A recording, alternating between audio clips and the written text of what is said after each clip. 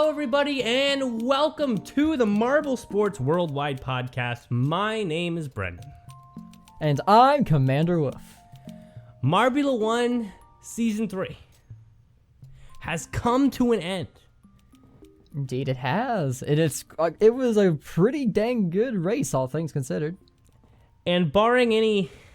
Actually, just rid ourselves of any of the silly stories that you usually tell in the intro. And let's just appreciate the end of this particular season. A true you can't make these things up kind of end. Right? The two marbles that were in it to win it, they both basically won pole position. You know what I'm saying? They were within tenths of a second. And then they go out there. It was a close fight. They battle even in Q1. You know what was so nice about that? They battled in Q2, sorry. Which means that they had, this is a preview. The qualifiers was a wonderful preview, a precursor, a really fitting first look at what the race was going to be. That's what I personally loved about the qualifiers. Normally the qualifiers is whatever, and we'll see what happens in the race. But that precursor of what it was going to look like, to see Red Eye and to see Clementon race against each other, that was beautiful. You learn a lot from the qualifiers in this case, and it was really fun to see that. And then because they were racing up at the front in Q2, you knew they were going to be racing in the real race because they were in the top two spots. It was really a perfect way to end Marbula 1. I don't know how it happens. I don't know how the marble gods arrange it so that somehow the two marbles that are actually about to win are right there in the last race doing the thing. I don't know how it all works out that way, but it was truly wonderful. Not to mention the fact that in lap 13 of the real race, lap 13, I might be a little off on this, but basically, there was a moment during lap 13, or even if the race ended at lap 13 instead of 14, that Red Eye would have been at first, and Oranges would have been fourth, and Red Eye would have won. The Crazy Cat's Eyes would have won. It was down to that last lap where the Cobalts were like, all right, I don't know. I don't know what the Cobalts did. We'll try to talk about that later. But the Cobalts took over that first place where it slipped away. But for a second, after all the buildup of the total race, Crazy Cat's Eyes had it. They had the win. They had it. They just had to hold out. But the Rangers pushed to third place, and then the Cobalts came in. But to see how close it really was for the Crazy Cat's Eyes to retake this season, by it would have been a tie, and then Crazy Cat's Eyes, by having that extra silver medal, would have overtaken. Oh, man, what a way to finish. In all ways, this might be, well, Marble League's done some crazy finishes, but this could be the best fitting end to any season. Just the way it was built up, the way it resolved, and the way it progressed. I mean, there's not much better, honestly. Not much better.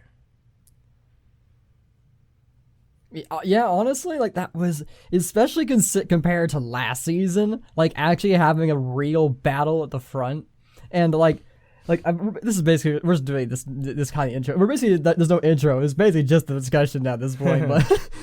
but the Cobalts, if you, I don't know but any of our listeners, if you read Fokov's pre-championship article, in the article, Cobalt invited all the marbles who ever beat Red Eye to a dinner. It was just kind of under the guise of a friendly chat. They recorded the whole conversation, almost like they were studying how they beat Red Eye. And then in the actual race, you see Royal come out and beat Red Eye in the end. It was almost preordained by the article. Fogov could see the future. It was so great. I love it. It's self-fulfilling, even the expanded lore of the series. I love that. And see, that adds to the fittingness of this end. That really does. To see not only the end itself, just based on numbers, end in a way that makes sense, but to have even the articles play in. I mean, really, the Cobalts came out of nowhere. I mean, that was really cool. I was captivated by every second of that race. That reminded me, the way I watched this race, the way I enjoyed this race this time, is reminiscent to me of the first time that when I was first getting into marble sports, and I would watch every race with an intensity that would literally make me nervous. I'd be so focused. I'd be so into it. I'd be so willing certain marbles to do better. And then when they would finally have a moment of success, I'd be like, yes, yes, and I'd just be like, hold on to it. I was having that moment this time. Because I obviously really wanted Cat's Eyes to win, because I can't like the O'Rangers more than the Cat's Eyes, because Term likes the O'Rangers, so I'm kind of outside of that. So, and I love the Cat's Eyes. So I was willing them to win, and they almost did, and I was so excited when Bumble got around Clement's in there, and lap 13, I was like, this is too good to be true. Is it actually going to manifest? But no. But it was so exciting to just actually watch that race, to actually feel the joy of marble sports that I used to feel in every single video. That was really awesome. We kind of really didn't do an intro. Yeah, we kind of did. Like, is there even a point in doing a news segment? Well, we should do a news segment. I will say this, some more intro-y silliness. I had my first Instagram post in, like, the whole year, like, this past weekend, because I went out to the beach with my friends, and I actually remembered to take a few pictures. I have to make, like, a deal about it in my head. I have to, like, be like, all right, guys, let's stop and take a picture so I have something. And I had a couple good pictures, so I actually made a little post, so... Yay, but I usually don't post, and I think I only have like 4 or 5 total Instagram posts, and like 3 of them are from the first half of my high school career, and I'm like in the back half of my college career, so you guys get the idea of my post frequency. But no, so I was proud of myself. I was proud of myself that I went out there, I acted like a basic white girl. I reminded myself to get pictures. I took a bunch of pictures. I scrolled through them and put the filters on them so they look better in the Instagram, and I posted it. Look at me go. Well, are you proud of me? I'm proud of you. I'm very proud of you, Brendan. So proud. I'm very... You're such a basic white girl, Brendan. Yes, I am. So that is also part of this episode now. So there you go. Instagram there you go. And Red Eye. Just want to throw that in there. Just a little bit of way that I keep trying to work on myself, I guess. I don't know. All that being said, though, I really just want to talk about marbles, but I felt like sharing that. Anything else with your life, Waff, that's worth mentioning? Anything else more important and fitting end to this Marbula 1 Season 3 season? I mean, I guess as you can see, I'm in my bedroom now, not my closet. So, yeah, hey, I got mostly set up. It's not completely done yet. I still got to treat some of the walls and stuff. They're not done. Like, as you can see, like, I'll tilt my camera around. You can see I got very, very thorough with my sound treatment on my walls and stuff. So, make it all sound nice and good. That's really but good. Like, I need to do some of that. So, now I'm not in a hot closet anymore. So, that's great. Dude, I can't even imagine sitting under that blanket all the time. Honestly, it was so hot. I'm hot in here now, and there's like a fan in this room, so I don't even understand it. But hey, listen, you're a real trooper when it comes to Marvel Sports Podcasts. Anyway, I think that's enough of the intro. Let's just go to the news. After the news, we're just gonna cover this race. We're gonna cover this race, and then we're gonna cover this race. All right, that's what's happening. All right. News and then race. Chat.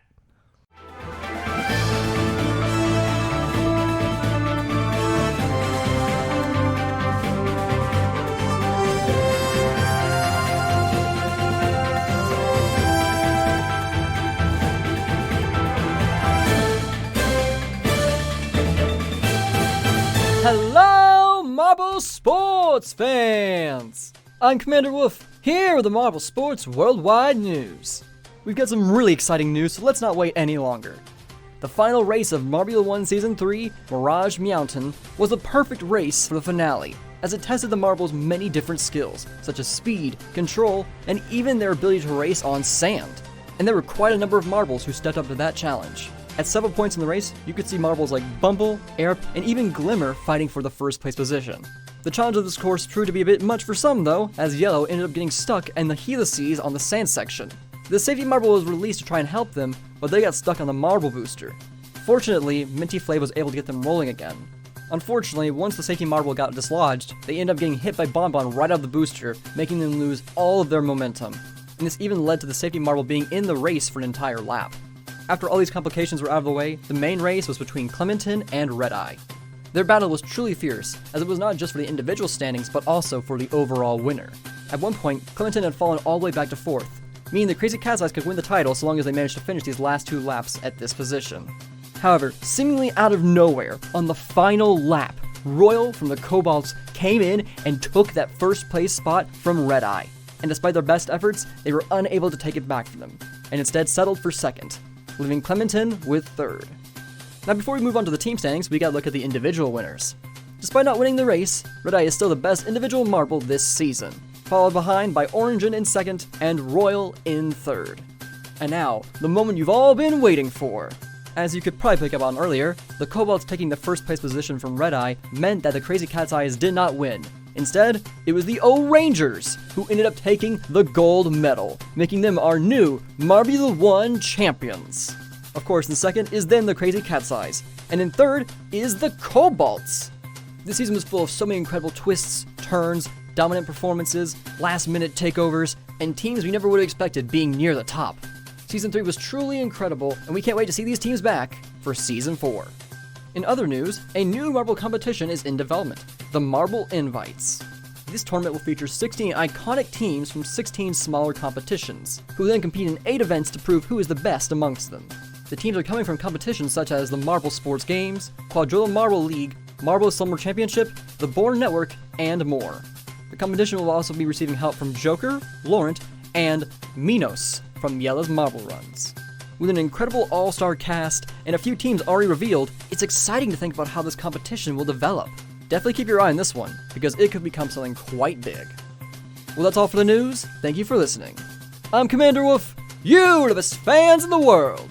Let's kick it on back with the podcast.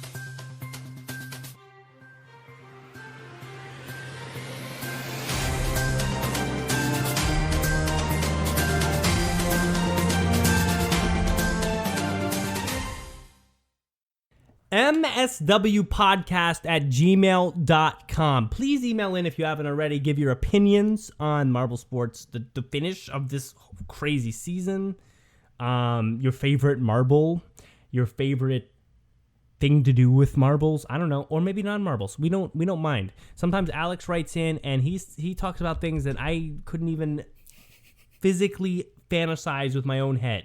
So, I mean. We love those things. We love hearing from you guys. If you guys are listening, you guys should write in. Again, mswpodcast@gmail.com. We are back from the news. I know we usually start coming back from the news by saying, all right, we are back from the news, but I felt like changing it up. So, all right, we are back from the news. You know, there we go.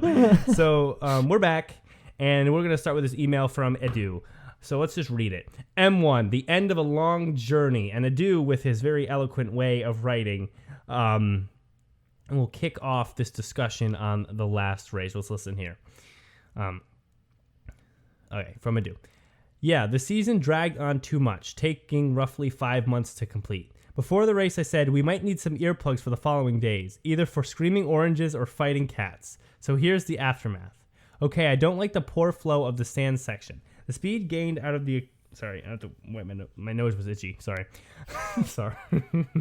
So professional. Yeah, so I mean, the speed gained out of the accelerator is immediately nullified with what's basically a sand rally hairpin, and then most marbles struggling to find a clean line afterwards. We even had some stoppages, but on what didn't look like a good circuit, we had an amazing race with the added value of a championship on the line. Clementon and Redeye, the top 2 going all in on this battle from start to finish. Glimmer and Bumble also had good races and looked to sneak right in between, but it was Royal, who came in from behind with 2 great final laps to overcome the contenders and win. Yes, an exclamation point there. That jump out of the conveyor made all the difference. Our Rangers are the second team to win both main series. Oh, true, yes, because they also won Marble League. I was confused for a second. Yeah. Cobalts continued... Wait, Crazy Cat's Eyes didn't win a Marble League? No. They haven't won a Marble League? Come on, Cat... Oh, yeah, because Cat's Eyes kind of suck at Marble League, actually. Yeah, for the first few years, they were not Marble League team. They were not a team to recognize for Marble League.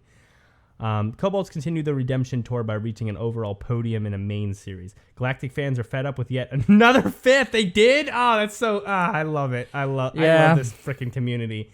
That's so good.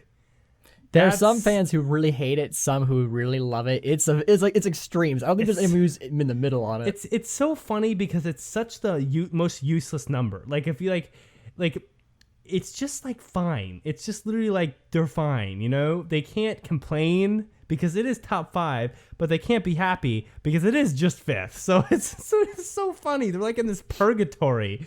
It's truly so funny.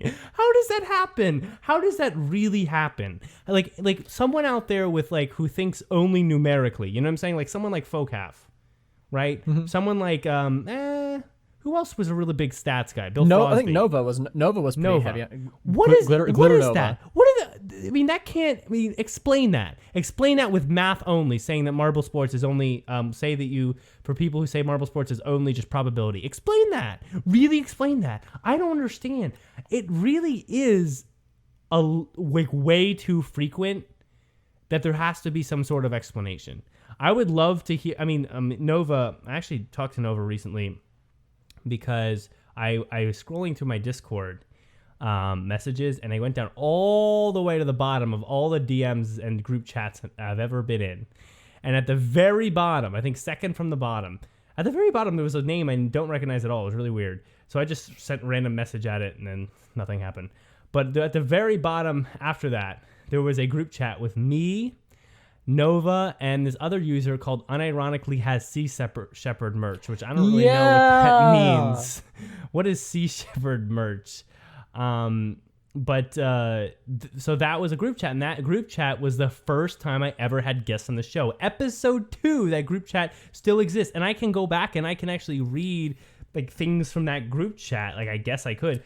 I don't really know if it's like here unironically and no.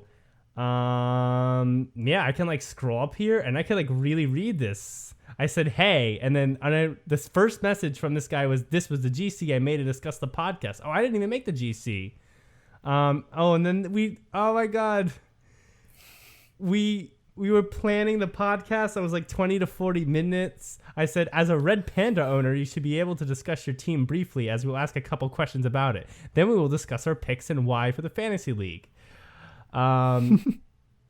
Oh God, this is so good. And Nova Wolf stayed longer than this guy for some reason. Oh, this is great. And then the old logo.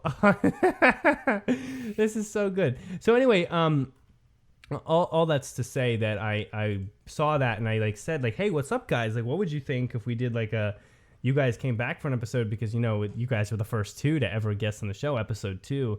But they kind of left the community. Noah Wolf said he's done, and the other guy says he's been done for a long time. And I just say, wow, it blows my mind that those big names, especially Nova Wolf, are actually done. But yeah, like he still watches. Like I was in a watch party with him yesterday, actually. Well, he's done saying things. I don't think he does anything anymore. Like he's just like, he'll enjoy a video because he has friends there. Those are his friends in the Discord. But he's done like interacting in that higher level where you're on a podcast or you write something for the thing or you're engaged in that stuff. So I mean, unfortunate, but unfortunately won't hear from him. But point being, someone who's stats minded, I challenge you to find an explanation that only is numerical for how this happens, for how Galact Fifth is possible. I guarantee you, it's just got to be something else there.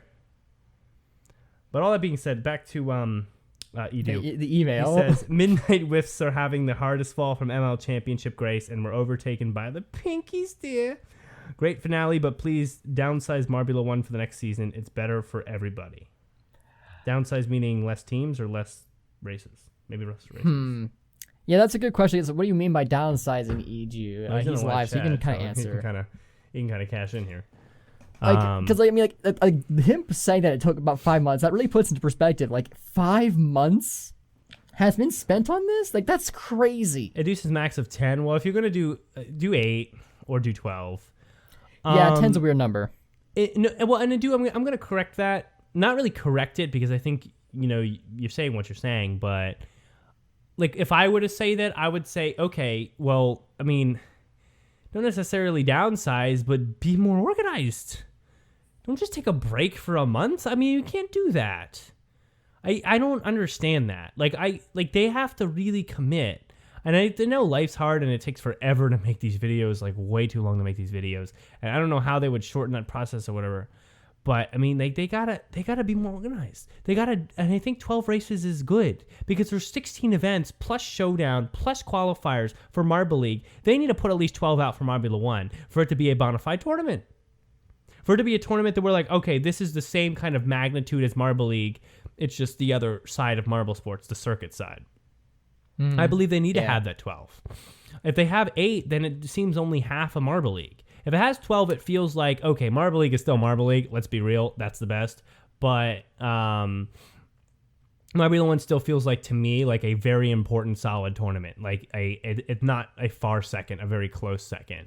With 12 races and all that fanfare. So I would say for sure they need to just be more organized and get after it. I mean, this is what they do for a living, right? Mm-hmm. And I know it's hard to do things that are hard, but I mean, if it's your living, if you wake up every day, you don't like, say. like if you wake up every day and you're like, what am I going to do today? Oh, I run Yella's marble runs. I better work on that. Well, then, you know what I'm saying? Organize it. You have to take time to do that. So I don't know. It's like if this is a side hobby, like for RML, where he does something else plus this, then I get it. You go 2 weeks, sometimes there's no video. Sometimes there's a delay, and it is what it is because this guy's doing this, but he's also doing other stuff right now. If you're literally like making your living and spending only your time, I mean, I know you does other things, but your job is this, then you need to find some organization. Someone does. But all that aside, let's get into the race itself. Let's talk about the track.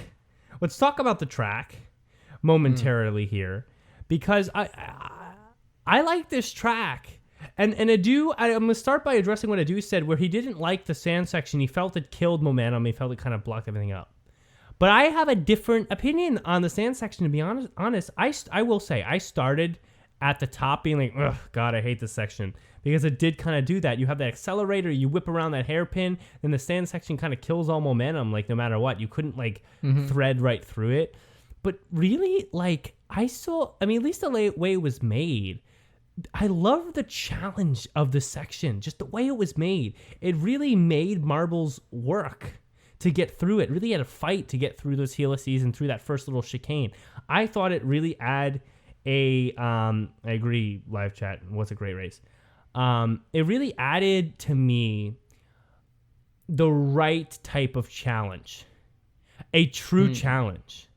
That section was hard. That section wasn't just like, it wasn't hard the same way every time. So it wasn't just like, oh, this is a slow section. No, this is a hard section. Marbles struggled to get into those helices. Marbles could make mistakes at all of those helices at the top of them and bounce, either left or right and bounce wrong. Marbles made mistakes in the line they took into that first chicane. Marbles made mistakes on that the hairpin going into the sand section. There was so much challenge there, and because of that, there was so much passing. And because it slowed marbles down in this section, it allowed for the race to stay close because marbles were kind of always re-equalized, not just at the elevator, but also at that sand section. Marbles really all lost their speed there for a second and had to kind of weave their way through. I thought it was just wonderful. Towards the end of the race, I was like, I really like this section. It's bringing marbles together. It's forcing marbles to think and work hard. Mm-hmm. Yeah, I can definitely see that, and that was one thing I did like is how it tested several different skill sets throughout the entire race, like speed and control and stuff. But also a lot of it was it didn't flow together well, like this boost and this big hairpin, then lead right into immediately a big wall of sand, and right in front of you, that completely stops your momentum, makes you go right and start swerving. It's like, is this really the best way you could have done this? I don't think this was the best way to use the booster here. It does, it almost feels more like a Balls of Chaos course with how chaotic it is. It really does. I don't know. And like you guys have heard me in past episodes. I know you have. And I've said many times that to me, flow is extremely important in a race when you're building a course. And to me, you want to ease into speed and then ease out of it. And normally that holds true. And normally I do beat up on JMR for making mistakes that kill flow. But I have to be honest, whatever they did here worked. Well, I really, really thought the fast into the slow, the way they did it in the sand section, was very well done. I really don't know why, but I really like it. I don't know. Normally I'm the same as WAF. I'm like, you can't do that. You can't put that wall right after that hairpin. But I love it. I think it's a wonderful way to have executed this course. And I think whatever it did, it put the right challenge in the right place, right? It put the right challenge in the right place. And because of that, it didn't seem off. The whole race kind of flowed well. And then when they went through this accelerator, and here we're going to see it on I just feel like that speed went right into the chicane and all that the marbles had, I don't know, maybe it's because, I'm going to try to think here. For me, I think it's because when they went into that chicane, the speed didn't fall away. The speed just went up the sides. So they still were fast, but they were like jumping all around in the chicane there. Like marbles were really getting up the sides of that kind of gully, as opposed to just actually hitting a plastic marble drone wall and then just kind of dying. So maybe it's just because of all the movement that was still happening, even though the marbles were not moving forward really fast. They were all moving. Look at them, all up the sides of the hill there. All that speed kind of going to the sides laterally. To me, I think that's why it was so exciting, because it still was a lot of movement, even though it wasn't forward. And so it still left a lot of room for marbles to make mistakes, to bump into each other, to make passes, as opposed to just like doing a fast hairpin right into like a marble drum chicane, which would just hit a wall, stop, and move on. This one had a whole lateral half pipe feel to it. And I think that it diverted the speed in the right way, which was still entertaining to watch. I don't know. That's my opinion. No, I will say, like, in execution, the race was significantly better than the qualifiers. Like, when I watched the qualifiers, like, that was one of my concerns. Is like, oh wow, this is gonna be rough. But then the race came around, and it's like, oh, this is a really solid race. So like, in the end, it worked out better. Although, like, I will still say that it could have been, like, the design, it could still use some work in places. It ultimately did result in the closest race we've seen this season, and I'm happy for that. I'm glad that the championship was actually a battle, you know? Yeah, one other thing I'll mention, and we'll get to the marbles themselves in a moment here, but I always love to cover the course, because I think it's especially since the other podcasts don't really do this, I think it's very important to understand what's good and bad in a Marbula 1 course. And why Wait, why do you keep saying that? You keep saying, like, what the other did you even listen to Let It Roll? I don't think you do. They don't really talk about the track that much. We know that. Wait, no, Brendan, I listen. Yes. Do they rate the track out of 10? No, they don't. Okay, well then relax. Okay, let us have this. You keep saying, like, as the other podcast does. I've said it twice. I said it twice. Every I haven't even episode. said it twice yet. Every episode you've done it pretty much. That's like, not true. Do you even listen? Two times. One, two. That's just two. Do you listen to Let It Roll anymore? Every once in a while. Pop in. I mean, I'm busy, but like my point being, we go in depth on the track. So I'm just telling people we get into the marbles when we go in depth of the track. I want to say something else about the track. I was pre-cursing that, Waff. Okay. Just go. Your ego is so inflated. How is it inflated? You keep making comments about Let It Roll, and it's they like, cover different things. We don't cover a lot. Yes, they do. We don't cover a lot of things that they cover. There are things that they can say to us, well, MSW never talks about this, and they'd be right. They'd be right. Sure. That's an ego. Like, I'm not saying that covering the track is how the top of the podcasting in marble sports. Okay, no, fair. I'm saying that they don't usually do that. We usually do that. And then they'll probably say, oh, well, they never talk about the cobalts in their third place course. And I'd be like, yeah, you're right. I say that because we don't talk about curses on this show. Someone put that in the live chat. I will say, good on Greg. He didn't say the host curse. He didn't. How did he not? Oh, the whole season, every time host curse. Now you have one time where like, even though it doesn't hold up at all, at least makes the most sense if you want to build drama to throw this host curse thing down. Whatever. I'm glad I didn't put money on that bet. Like, I'll bet you that he does. I'm glad I didn't actually bet anything. Because like, if I did, I would have been wrong. No, yeah. The Kobolds have the third place curse and they won't qualify. Says Sap Pizza from the live chat. I'll just touch on this, I guess. I mean, is that a thing? I mean, is it third place curse? I vaguely remember it. And there's also the 13th place curse. But like, I don't keep up with curses. Here's the thing, and I'm going to break this down. By the way, in lore, yay. It's a fun little thing to say. But outside of lore, I mean, these are just patterns, and we had not anywhere near enough time to observe enough of these patterns to come up with a curse. So I will say... is Galacfith the galactic curse? The Kobolds are most likely probably to qualify for ML. They're on their way. But Galacfith is the only curse, or what do you want to say, pattern, curse, whatever you want to call it, that I buy into. I will buy into Galacfith. There's another explanation besides just probability. It's not a flip a coin. It's not a roll of dice. Galacfith is real. I will say Galacfith is real even on this very more logical show. No, it totally is. I just don't know why it keeps happening. It's crazy. Like, wait, okay, actually, how many times has it happened? How many times has it happened at this point? Like, it's kind of wild. Someone check into that maybe, and maybe we'll be able to later. How many times has Galacfith happened? How many times has the Galacfith actually happened? Like, I feel like we're talking at least 5, probably more. Like, in this season alone, they've been in 5th place and won 5th place in multiple different instances, but like both for team and individuals. The Galacfith is, I think, they existed before this season, so it's happened before. Galacfith has been going on forever. I think they got 5th in the first ever Marble League. I think something like that. Yeah, I think they got 5th in 2 Marble Leagues, if I'm not mistaken. I feel like the Sand Marble Rally, this is a comment, has been overshadowed, is probably the hardest one to make, but needs to come back. Yeah, and we've talked about this before, but we realize that JMR is struggling to make ends meet in that matter. We might cover that on a different episode. Anyway, Maybe. Back to the course itself. Something else I wanted to mention. I've been trying to mention this for a little while. So, at the end of this track, it ends very unorthodox. So after it has this little section here that looks like an M for mountain. It has a little M shape. It's really cute.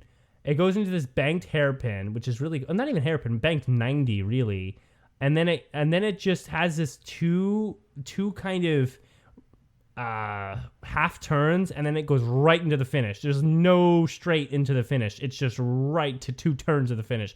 I personally really like that. I think that was a fun way to finish. I think that added when I think of, I will remember Mirage Meowton as a course, because I'll think about the helices and the wonderful sand section, but I'll also remember that very abrupt ending after a few turns. I really like that. I think that added like a level of difficulty, truthfully, because you can't just get like.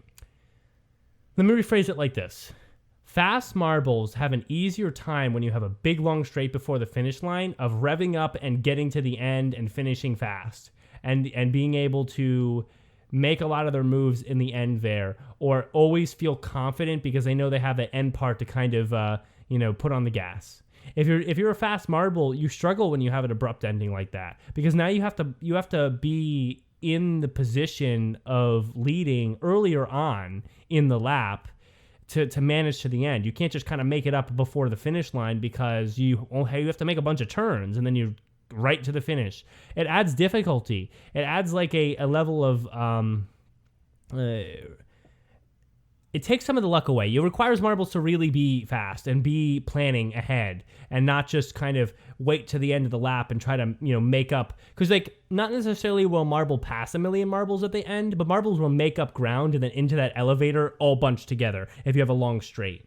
And fast marbles take advantage of that. I guarantee you watch fast marbles this season, Rangers, Cat's Eyes, Cobalts are actually pretty fast this season. Other fast teams, I mean, you're going to see that on the long straight tracks that are right before the finish line. Marbles are going to speed up, and then when they lose ground, they're just going to gain a bunch of ground and push right into that elevator. Now it goes from like marbles spread out maybe 1, 2, 3 to like all of them together at the elevator because they sped up over the straight. That was not happening as much in this race because of all the turns at the end. They couldn't do that catch up as easily. Do you notice that, Waff? Do you understand that?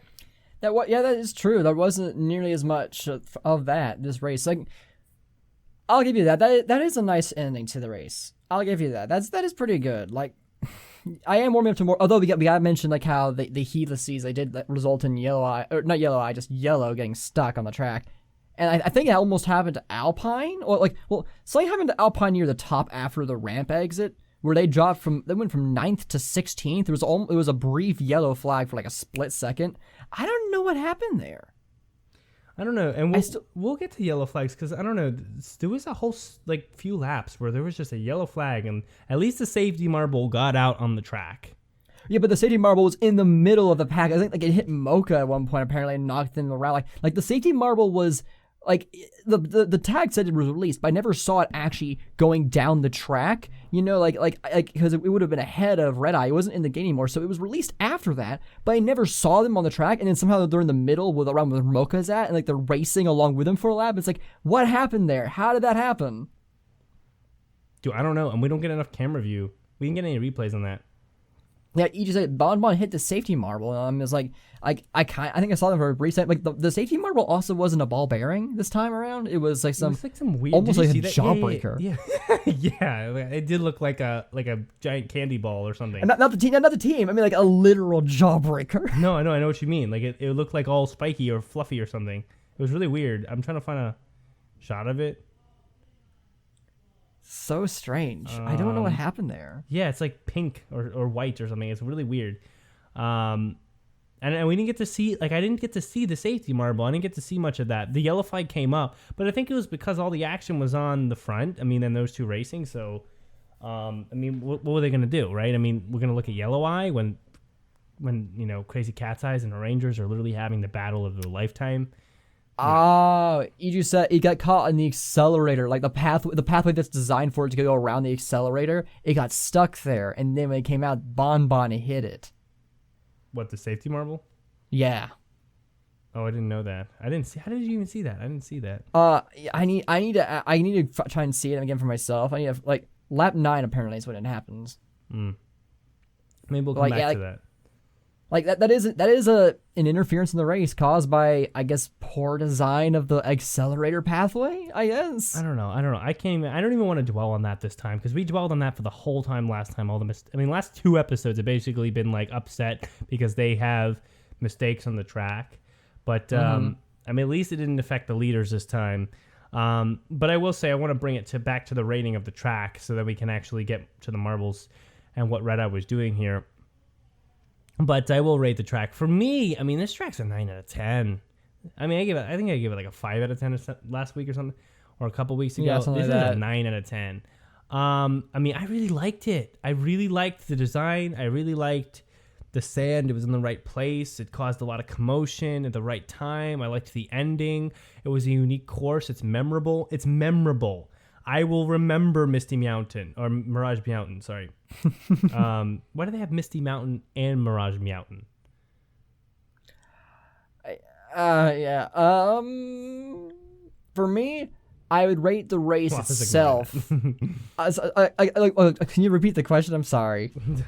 Don't worry about it. Okay.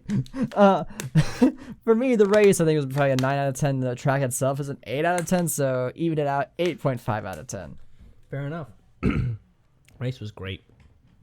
The race was great. The race was fantastic. I was cheering, like, and getting excited. It's like, yo, Royals up front. Ooh, let's go. And it's like, oh my gosh. There were so many times like, oh, then they're tied. Like, oh my gosh. Like, oh, and then it bubbles ahead. Like, what's Bumble doing up here? It's like, it's very wild. Loved it a lot. So good. So fantastic. Just really trying to fill the air while Brendan's being interrupted so we don't have to cut some audio. Because, you know, that's just how it's happened a lot. But, yeah. But yeah, great race. What should be the next discussion point? Wow, this is a lot of interruptions here. This is kind of crazy, Yeah, well, isn't it? sorry about that. My family does not like Misty Mountain. They would don't give like- it a 3 out of 10 by far, and they don't care. So isn't that fun? There it reminds me of all the people that I've met that I've kind of like showed this to, and they just can't wrap their head around this. They just can't understand. Like they look at it and they're like, I can't even understand what's going on. They can't even comprehend like marbles, and they can't understand like that's what's going on, and like someone made that and that exists, and that's like a thing, and that can happen, and someone could even imagine and realize how to do that and make this production that looks all professional. Like people just. I remember one kid like a couple of years ago, or maybe more than that now. I used to know him back when I was in Jersey, and I showed him this, and he thought it was cool, but he's like, he would just always be like, just, dude, I can't. I'm like, dude, get into it. Fun. It's fun, right? Watch it. And he's like, dude, I just can't. And I'm like, why? He's like, dude, I just can't. Like, he couldn't even, his brain would not let him accept it. Even though he thought it was cool, he didn't think it was not cool. He just was like, I just can't. I just can't. I just can't. And I was always walk around him wearing my like Limer shirt or whatever, and he'd be like, dude, I just can't. And it would always be the answer. And some people just can't. Some people just don't want to walk into the light of marbles. Anyway, let's talk about Red Eye. Let's talk about what Red Eye did. Let's talk about what Red Eye had to do and how close he got, really, is what I want to cover. And then we'll kind of touch on the other marbles and wrap it up. But so going into this race, Red Eye as a team, Crazy Cat's Eyes as a team, were down 11 points, right? Down 11 points, right?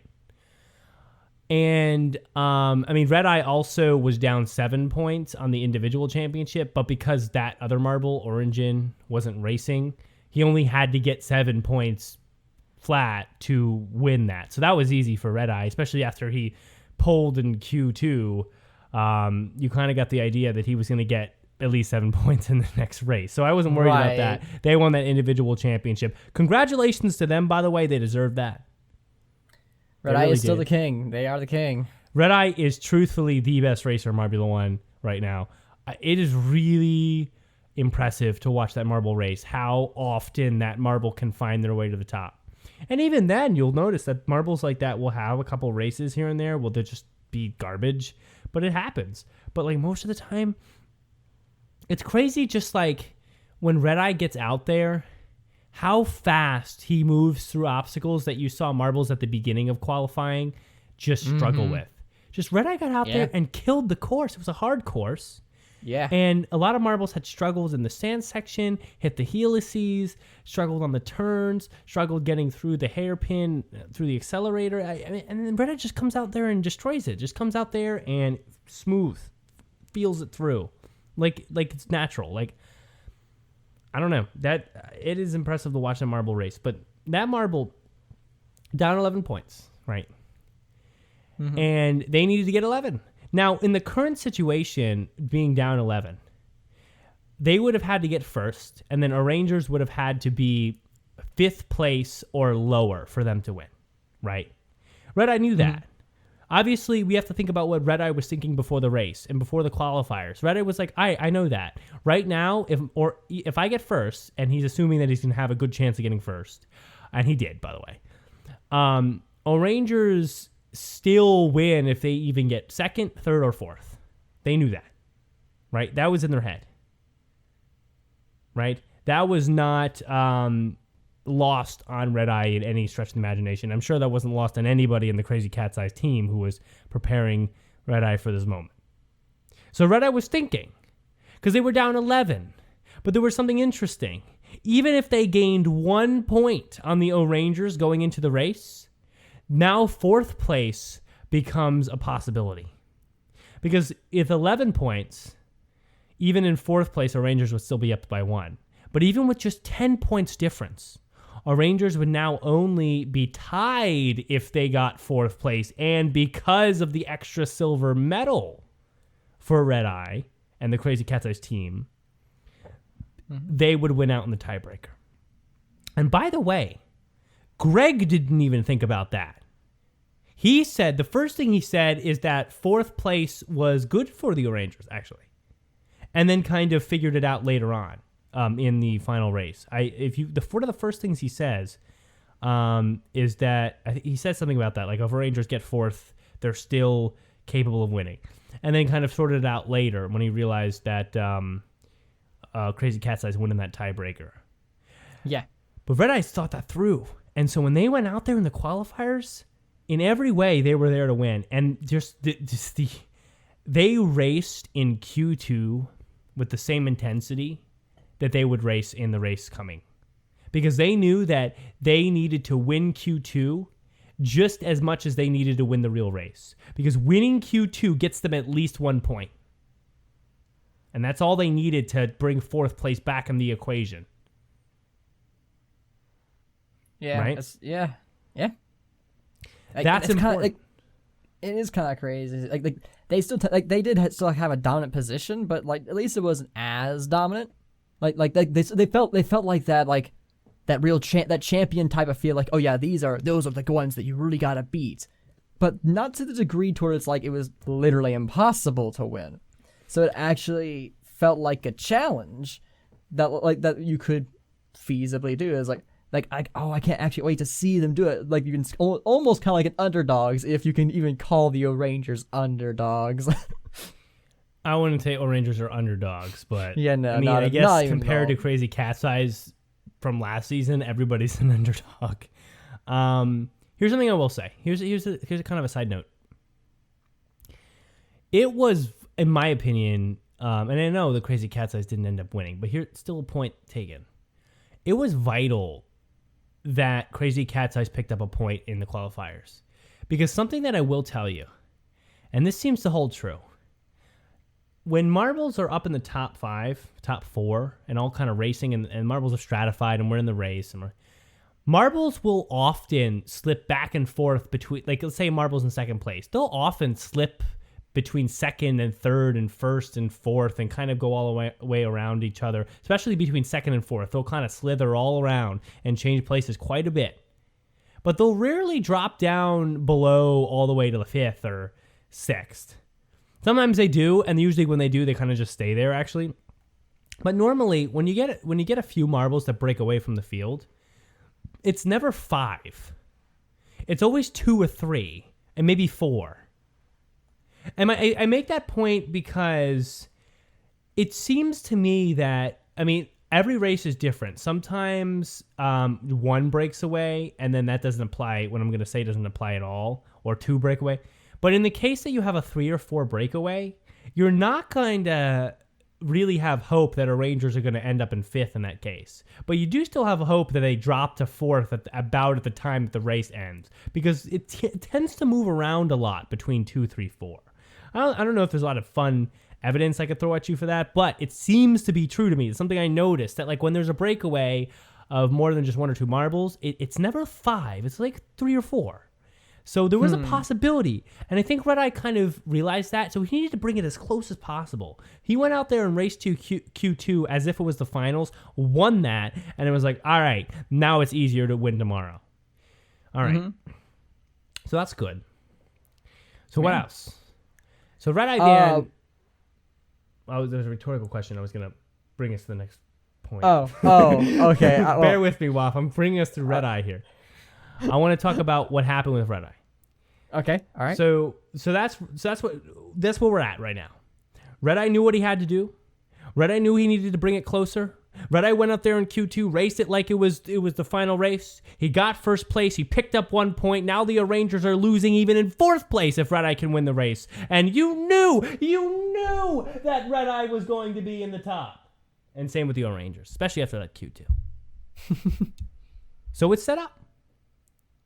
It was set up. And Red Eye did all the preparations that he could to be ready for a potential win in the final race.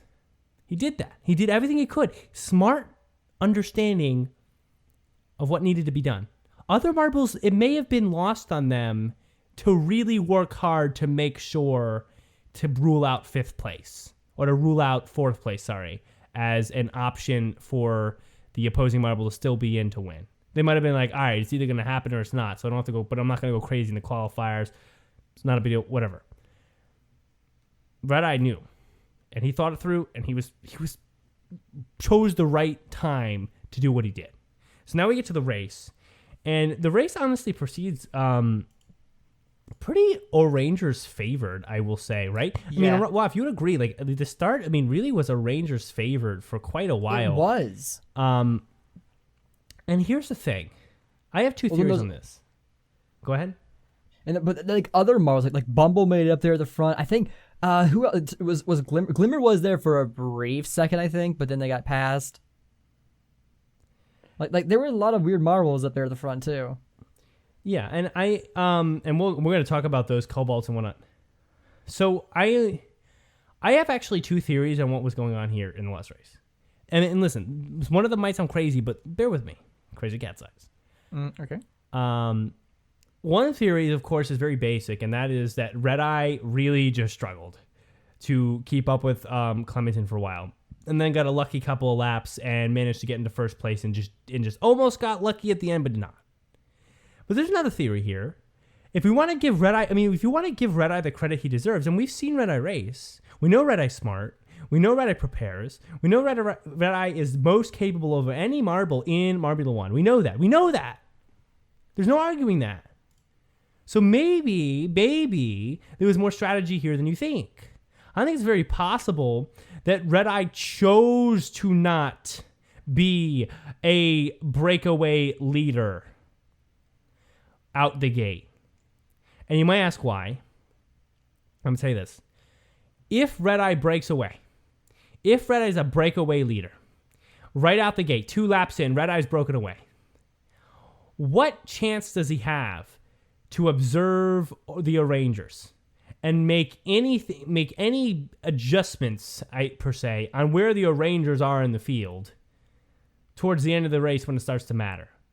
I feel that Red Eye knows how good Clementon is and realized that if he broke away early, if he really focused on only breaking away, only being first place, he might have struggled once he broke away, and the O'Rangers might have just settled right there in second.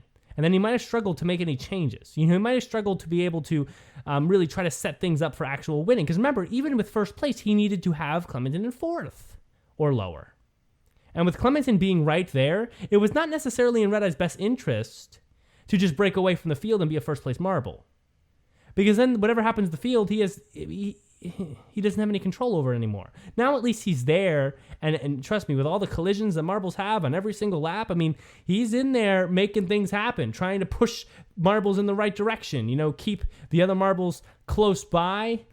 And he did that. He did keep all the other marbles pretty close. The 2 and the 3 and 4 marbles stayed really close to them in O'Rangers throughout the whole race. So I think there might have been some strategy there. I think Red Eye kind of dropped into the 2, 3, 4 for a second and was like, all right, I got to think. And he's a good racer, so we could stay up there. He knew what he was doing. He was racing, and this is his course, his home course. He knows what he's doing.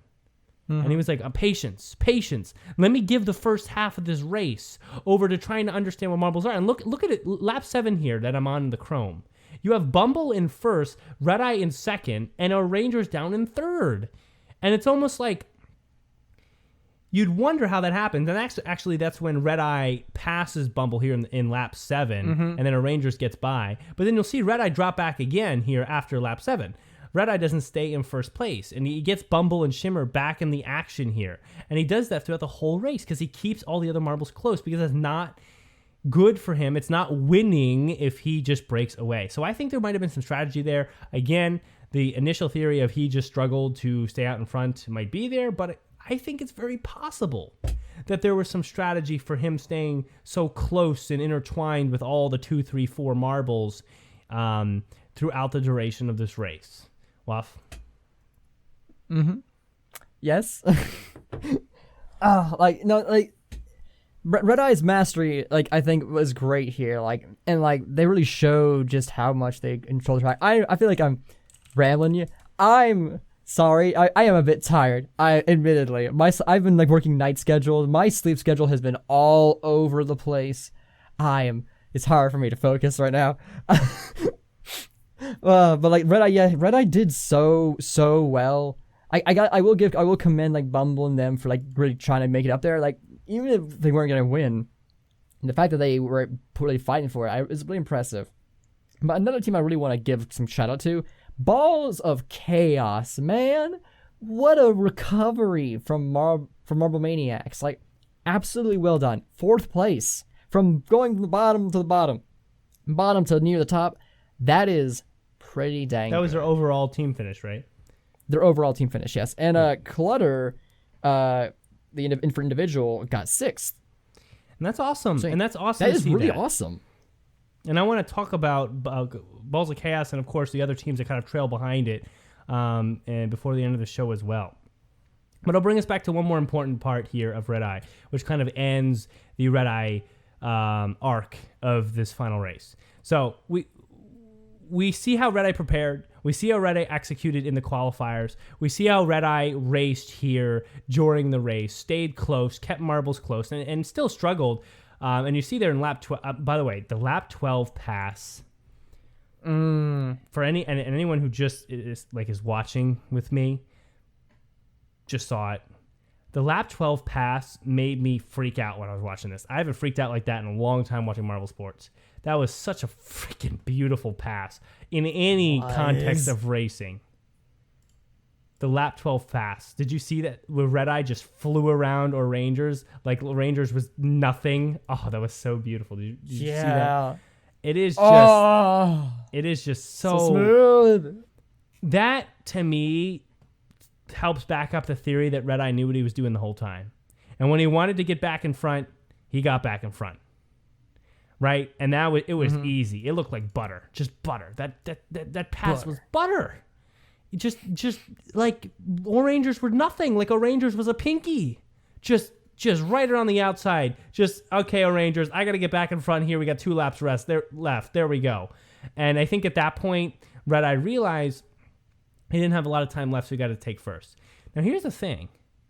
And this is kind of the end of the arc here, but it's important to note. Red Eye almost freaking did it. He almost did it. And you have to commend him, even though they came up short. Red Eye almost freaking did it. He almost pulled it together. He almost pulled all marbles together to make his plan work out. Going into lap 12 here, finally Bumble and this time Royal start to make some looks toward O'Rangers. Now O'Rangers is back to 3rd and Greg's getting a little excited here. Red Eye is starting to make that breakaway. He's a few lengths up now. Royal, but now between him and O'Rangers, Bumble still in there with the opportunity for a pass, which happens very soon. And into lap 13, things look so good for Red Eye. And I was excited. I was like, no way he pulled it off. But he almost did. And through this sand section, Red Eye got a little lucky break here with all the movement because Bumble gets around O'Rangers. And I couldn't believe it. For a second, I was like, man. No way. Yeah. And you know what? If you think that this was not at least partly planned by Red Eye, you're wrong. Because it was. It almost happened. Totally was.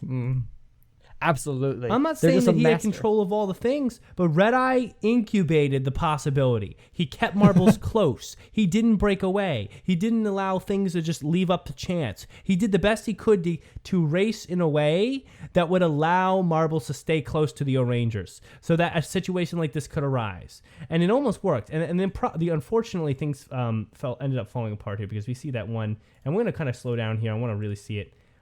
Where Red Eye breaks out here because he just gets a tough jump off the elevator. He gets shoved into the side and runs over that little pit thing and that little pit thing right before the safety marble, whatever you call it, little piece of plastic or something. And he loses the speed. And Royal it's one lap, so any marble, even a pinky marble, would have won there because if you get a big jump and because a marble hits that little lip, loses a ton of speed. You had a big jump for a whole lap, just one lap left, you can push through. So things fell apart there, but man, for a second, he had succeeded.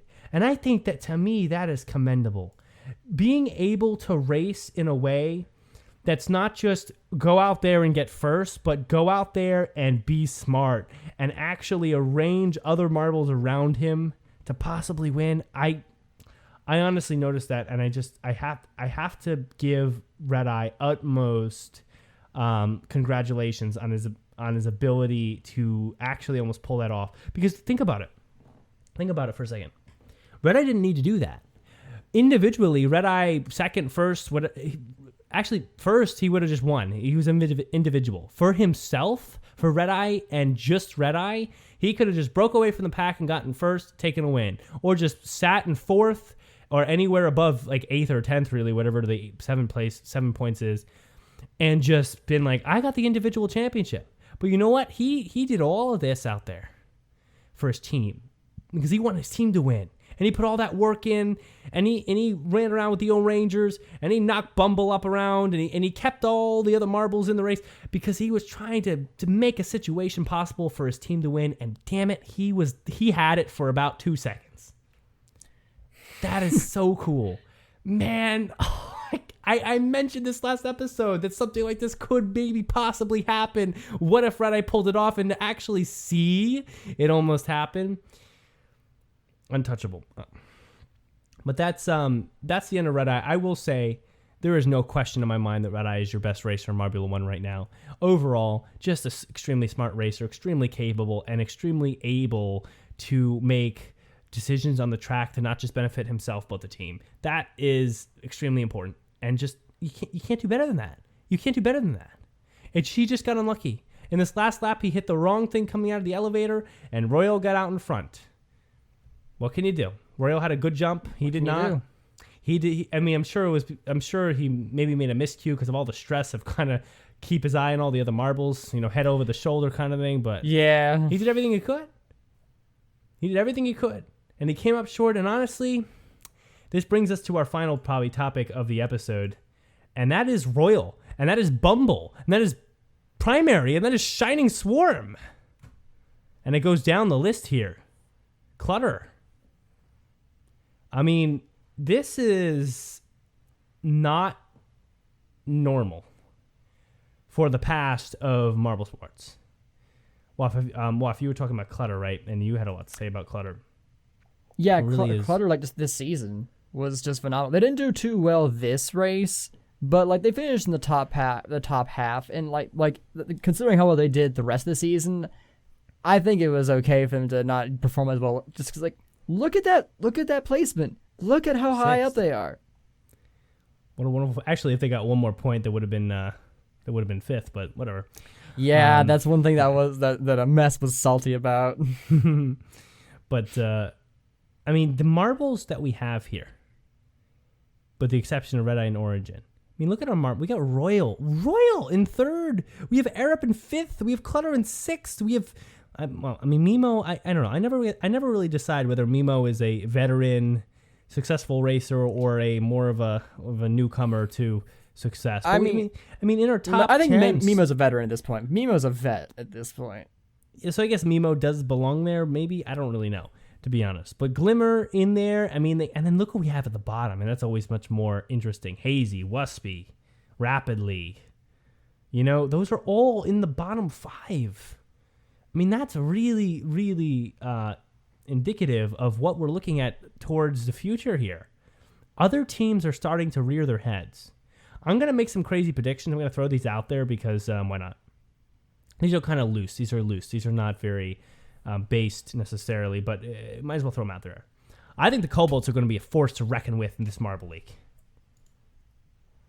I think the Cobalts will be a force to be reckoned with. I don't think it's going to be easy to take down the Cobalts.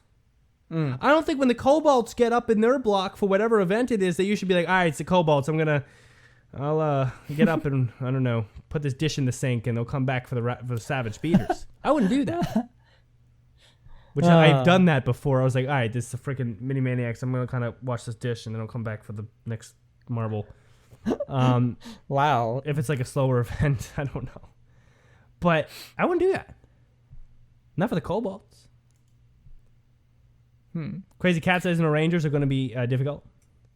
Balls of Chaos. I mean, how do you think Balls of Chaos are going to fare come this Marble League, finishing 4th overall? Yeah, I hope they can keep that momentum going. I do. I genuinely do. Where can you see them? Throw out a place prediction. Balls of Chaos, Mr. Wolf. 2022 Marble League, where do they finish? I'm feeling it within my heart of hearts. My marble connoisseur is like his skills and knowledge are all coming together now. This one moment, I'm feeling 6th. Okay, and that's fair, and that's really good for them if they can do that. I mean, we kind of stay away from 5th. We almost have to, but I could see 5th or 4th. I could.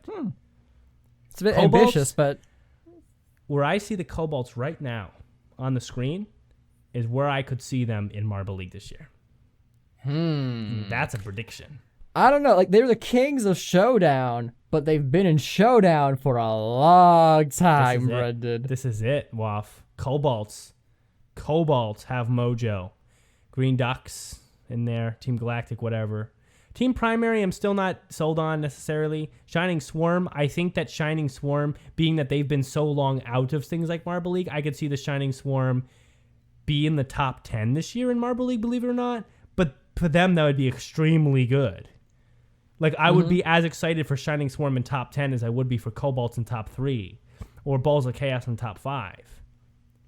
Savage Speeders? Here's the thing. This is a hard one because you almost want to say that they're going to not manage very well this season. But I would hesitate to count out the Savage Speeders in Marble League because it is Marble League. I don't think the Savage Speeders are done with Marble League. I don't think so. I think they're going through a very rocky problem here in Marbula 1, and I think they need to get rapidly out of there right now. And I think that Speedy just had a bad season. But they need to switch out rapidly. They need to get someone else in there. They need to just regroup for Marbula 1, but I don't think they're going to struggle in Marble League. I could see them in the top 5. You know, the Savage Speeders, even in their performance last year, were really close to winning. And actually... And I feel like I feel like I was yelling about this last season. There was like some event that they should have been done better at or something. And there was something that happened and the Savage Speeders got kind of screwed out of some points. I don't know if that's true, but I remember like mentioning something like Savage Speeders were really close. And for a while they were a lot closer than where they finished. And even when they finished, they were only a few points out. Like, it was close. So I don't know. I feel like the Savage Speeders are going to be strong this year in Marble League, but they're going to be there with Cobalts. Not there with Midnight Wisps. They're going to be there with O'Rangers because O'Rangers are still going to be a part of it.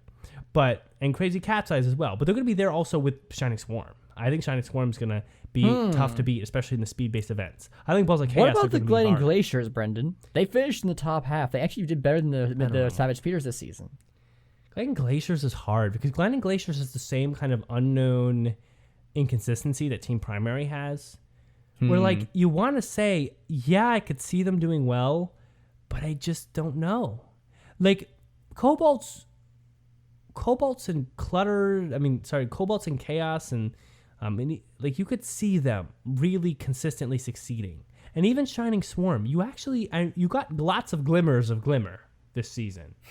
But I feel like the Team Primary and Gliding Glaciers were always so in and out. Though I will say Alpine the name was said a lot, and Iceberg was said a lot. I think the Gliding Glaciers, to me, have more of a chance of succeeding this season than Team Primary. But to me, it's just the fact that I think we're going to lack Hazers this season. We're going to lack Thunderbolts this season.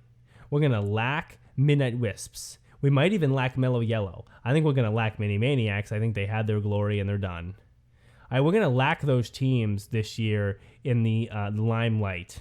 Limers. We're going to lack those teams this year in the limelight when it comes to Marble League. I even think we're going to lack the Raspberry Racers. I don't think we're going to see a big season from the Raspberry Racers. Not when there's these amped up teams on this list right here. I mean, we have old teams that have things they got to do. Savage Speeders, O'Rangers, Cat's Eyes, they're going to come out strong. But we also have Cobalts who are going to be strong. We have Balls of Chaos who are going to be strong. We have Shining Swarm who are going to be strong. No room for the Raspberry Racers. No room. I don't think there's room. You can't fit every marble on the podium. You only fit 3. You only get 5 in the top 5, and you think the Raspberry Racers are going to overtake a team as hot as the Cobalts? Maybe he will, but I don't think so. I Obviously, you said it, like Sten to say, like you're responding to Sten's comment, aren't you? Like if it ages poorly. Okay, well, maybe it will. But I'm going to tell you what, Stint, you can only fit 3 marbles on the podium, and I guarantee you that Cobalts will be fighting for that spot. I guarantee you that they will be fighting for it. They're not going to languish in the bottom 5 like we see the Chocolatiers do every year, or the Team Primary do, or the Pinkies. Pinkies or whatever at this point still, unfortunately. I like them. I wish they would do better. I don't think there's room for the Raspberry Racers. I don't think there's room for the Midnight Wisps this season here in the Marble League. Oh, Stith, you can fit 15 marbles on a podium. Technically, there's 5 little holes for 5 marbles each.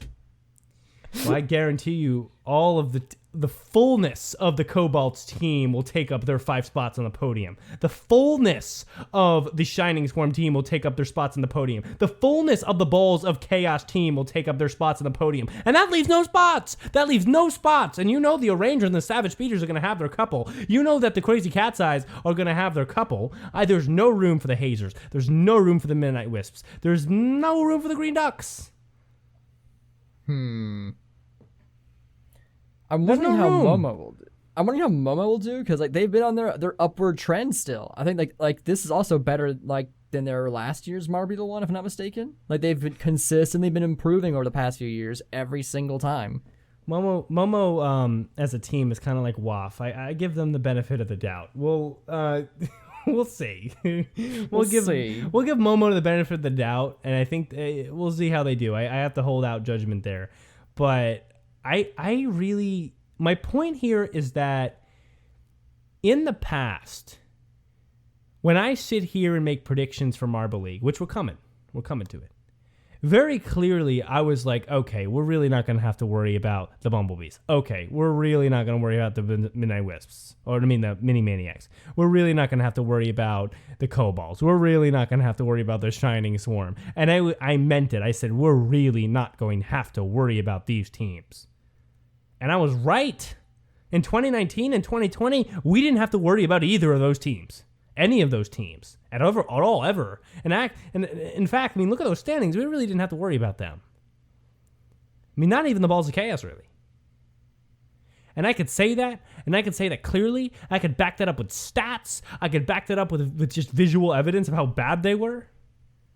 But at this point, teams are starting to crowd the top.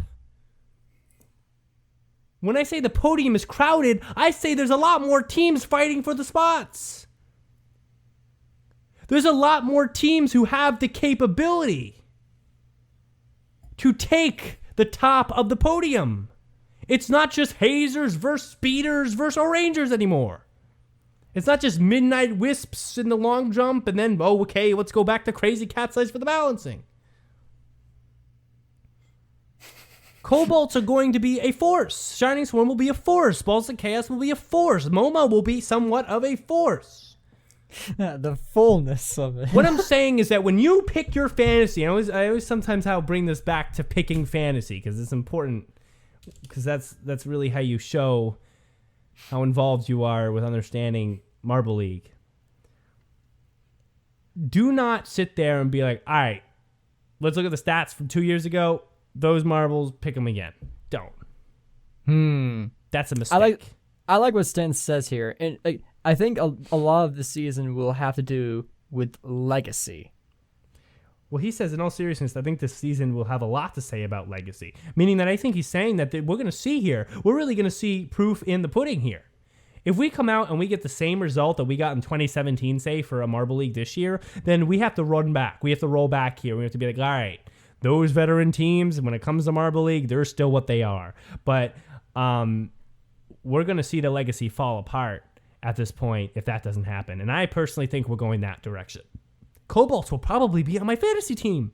They may not be my times 3 because they're not really a smart times 3. But they're going to be on my fantasy team. I might even pick Balls of Chaos. I might even pick Gliding Glaciers. What? Come on, Waff. We'll see how they do in qualifiers. Speeders Dynasty over? That's the question.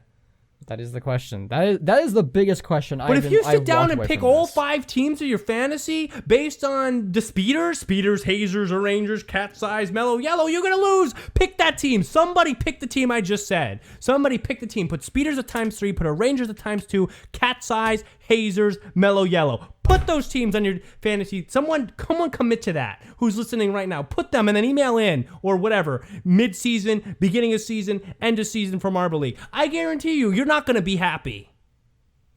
There's no way. Because it's not just those 5 teams vying for the podium spot. You also have the Cobalts. You also have the Balls of Chaos. You also have Momo. You also have Shining Swarm. I'm not going to talk about Galactic because I feel like they don't. Whatever. We don't. They'll get 5th. I don't understand them. I don't get 5th. I don't. They'll get 5th. They actually kind of should be on your fantasy team because they get the 5th. Okay, they should be at ×1. If you put the Cobalts on your fantasy, they need to be at ×3. I don't know about that stint. We'll think about that because we have time before we have to pick these things. Mm-hmm. But all that being said, as I warn you to be careful, I warn you to be aware of the fact that Marble Sports is now including a few extra teams in the podium fight, event to event. That's all. Well, Stint, I'm talking them up as a team who's now viable. Sorry, I'm going back to live chat here. I'm talking up the Cobalts because I'm talking them up as a team that's now viable to take podiums. They're going. I mean, let's be honest. And sorry, I hit my mic. Any time before 2021, really, we didn't say the word Cobalts. We didn't say those words. We didn't say Cobalts. We didn't say Shining Swarm. I didn't even think Mimo. I didn't even think that thought. That thought never even entered my head. I didn't even think Clutter. That never even occurred to me when I was ranting about speeders versus cat size or whatever it was, or raspberry wishers. Raspberry wishers. Whatever. Those thoughts sitting there in my head. Now I'm telling you that those thoughts better enter your head. I'm not saying that they're a ×3 team. I'm not saying you can put all your chips down on Cobalts the way you might Savage Speeders for a win. I'm saying that they're viable to take podiums, which means that you can't walk into a fantasy, blindly put all your votes on veteran teams that have won in the past and say this is going to be good. To say that, I'm not saying that they're going to win. I didn't come out here and say that at all. I never said they're going to win. I never said, if I thought they were going to win, I would throw them on the ×3 Stint, who's now a little bit upset at me. But I would say that. I would say they're going to win, and then I would say, okay, so I have to put them on ×3. Because the team you think is going to win is the team you should put at your ×3. Because you think you're going to win, which means they're going to get you the most points. I never said the Cobalts are going to win. I'm saying that they're going to have some more podiums, which means for every podium the Cobalts get, and the Balls of Chaos get, and the Shining Swarm get, and the Gliding Glaciers get, and the Team Primary gets, that's one less podium for the Speeders, one less podium for the Cat Size, one less podium for the Rangers, one less podium for the Midnight Racer Raspberries. One less.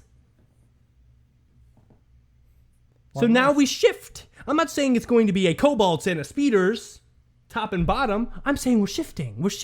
Now the Speeders have a few less points and the Cobalts have a few more.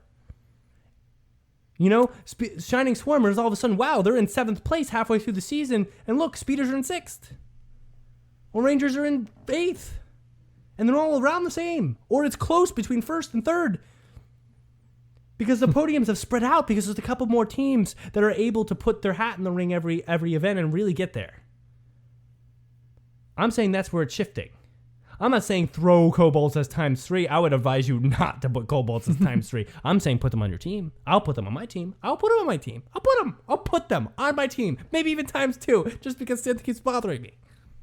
The Quicksilver Dynasty will return. Quicksilver. They better get back in Marble League first. I would actually like them to be back. That'd be kind of fun. That'd be kind of cool.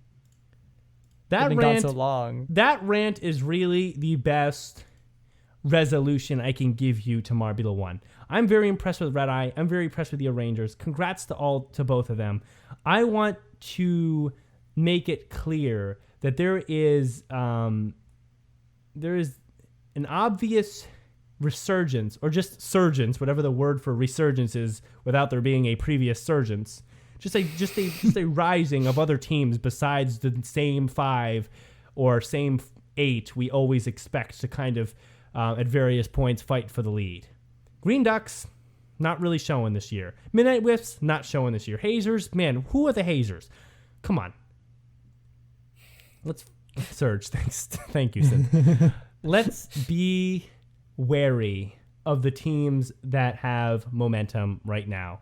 And that will carry them into Marble League. It might not carry in the biggest way, and maybe I'll be completely wrong, and the legacy teams will be like, enough of this bullshit, and they'll come back and they'll make sure we know who's legacy. But I'm saying that it's very possible, and I think at the very least, there'll be a few extra podiums that will shift back towards some of these lesser teams currently. And I would love to see a couple of them be like, all right, time for New Age of Marble Sports. Let's have a Cobalt's Dynasty. Cobalt Speeders. Savage Cobalts. You know? Quicksilvers, I wish. I love that team. Gliding Glaciers. Maybe they'll have a good season. I could see the Gliding Glaciers finishing top 8 in this Marble League. I could. Maybe. We'll see. Maybe they'll be on my team. I don't know. I don't want to say too much because then more from Stint. But that will wrap the episode. Waff, if you have anything to say, say it. If not, I mean, I think we get the idea here. Yeah, no, I got nothing else much left. I'm pretty tired, so I think it is time to wrap it up. Roll on, Marble Sports fans. See you in Marble League.